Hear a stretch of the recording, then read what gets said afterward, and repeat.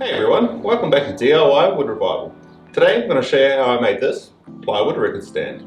Let's get going. I wanted this piece to look and feel pretty solid, so I chose 18mm ply. This New Zealand pine plywood had a really smooth finish. I started by marking out all my cuts on this sheet of ply before ripping it down with a circular saw and a straight edge.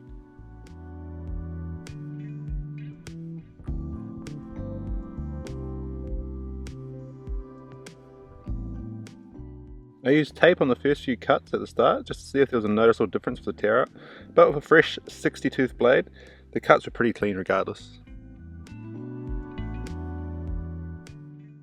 I started this project because I have a bunch of records I've collected over the years and they've just been sitting in a cupboard. I wanted to display them and give them a home.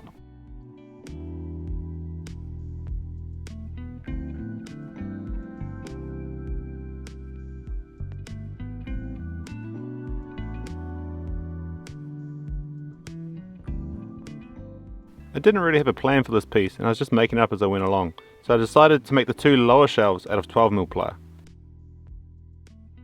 Once I finished my cut list, I took one of the side panels and played around with a few different design ideas that I had until I found one that I liked. I settled on a sloped front leg design with an overhanging top shelf. I didn't want this to look like a plain plywood box, and I also wanted to be able to see the records from the side. So I planned to cut out windows into each of the side pieces so you can see into each shelf. Once I finished marking out my design, I transferred it onto the opposite side, and then began by making the angle cut of the front edge of the side panels with a circular saw. I made the rest of the cuts with the jigsaw. I found that if you take your time with these cuts, they come up really clean.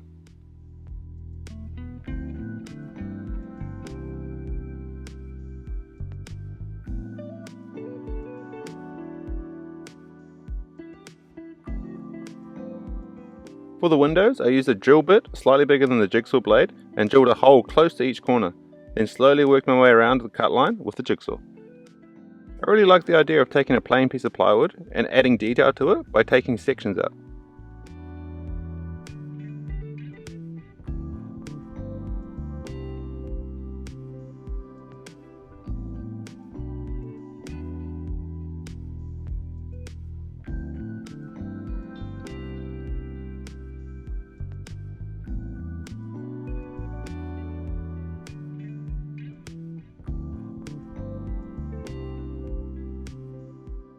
When I finished the first panel, I did the same on the other, then I came back and cleaned up the corners with a mouse sander.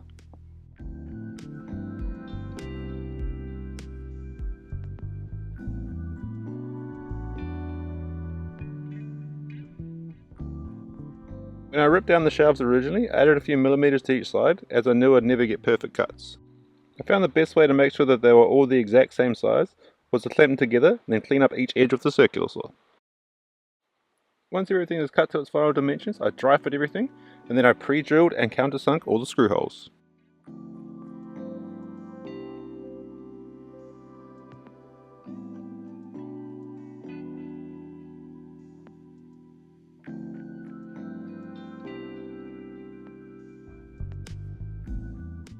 Then I was ready to assemble. These corner clamps really came in handy keeping everything square. I glued all the edges, drove in the screws, then left it to dry overnight.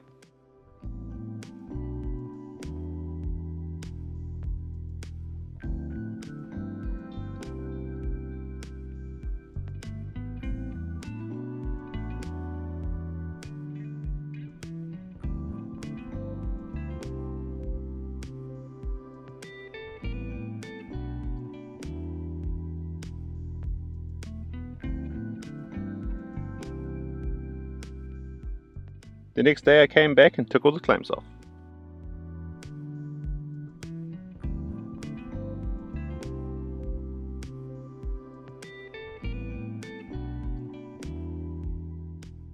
I planned to fill all the screw holes with dowels, but the dowels I had were a bit tight and I didn't want to risk splitting the plywood. So I used sandpaper and a drill to tape at the ends of the dowels. This actually worked really well with 100 grit sandpaper. It only took 30 seconds on each one to get them to the right size.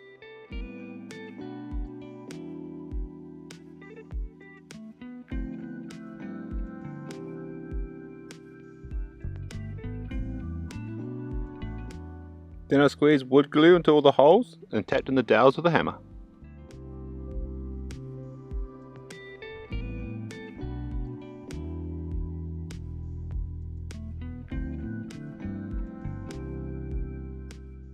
I came back with a playing card and a pull saw to cut all the dowels flush. And then a quick touch up with a sander and you've got a smooth finish.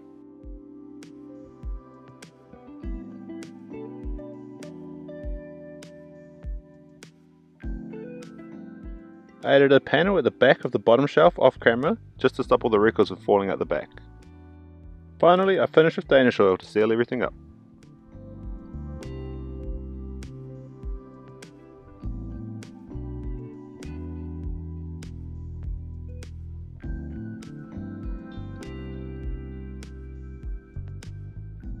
I really like how this came out. Super simple, quick build that only needed 3 power tools, but still has a lot of character. If I were to do this build again, I'd probably be a bit more aggressive with the angle of the front legs, but other than that, this is exactly what I need to give my records a home.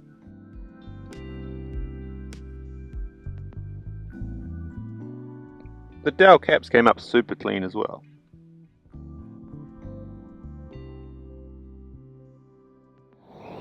If you enjoyed this video, don't forget to like and subscribe for more DIY wood revival content. Thanks for watching.